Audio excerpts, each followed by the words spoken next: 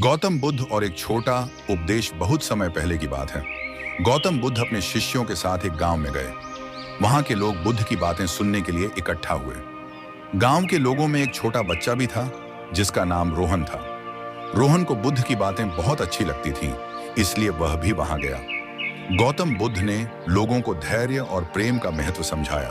उन्होंने कहा, क्रोध और घृणा से कुछ भी अच्छा नहीं होता। हमें हमेशा शांत और प्रेमपूर्ण रहना चाहिए। रोहन ने बुद्ध से पूछा, बुद्ध, अगर कोई मुझे गुस्सा दिलाने की कोशिश करे तो मैं क्या करूं?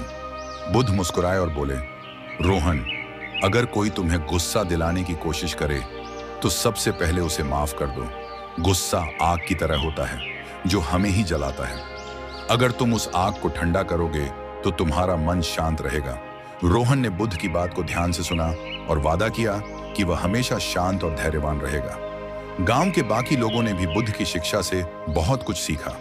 इस कहानी से हमें यह सीखने को मिलता है कि हमें हमेशा धैर्य और प्रेम से काम लेना चाहिए, क्योंकि गुस्सा और घृणा हमें ही नुकसान पहुंचाते हैं। समाप्त यह कहानी बच्चों को सरलता से धैर्य और शांति का महत्व सिखाने के लिए बनाई गई है। इस कहानी का मुख्य संदेश यह है कि क्रोध और घृणा से जीवन में केवल दुख और परेशानी उत्पन्न होती है। गौतम बुद्ध ने यह सिखाया कि चाहे कोई भी परिस्थिति हो, हमें अपने मन को शांत और स्थिर रखना चाहिए। गुस्सा एक ऐसी आग है जो सबसे पहले उस व्यक्ति को जलाती है जो उसे अपने अंदर रखता है। इसीलिए किसी के द्वारा गुस्सा दिलाने की कोशिश करने पर हमें उसे माफ कर देना चाहिए और शांत रहना चाहिए। दूसरा महत्वपूर्ण संदेश यह है कि धैर्य और प्रेम से हर समस्या का समाधान संभव है।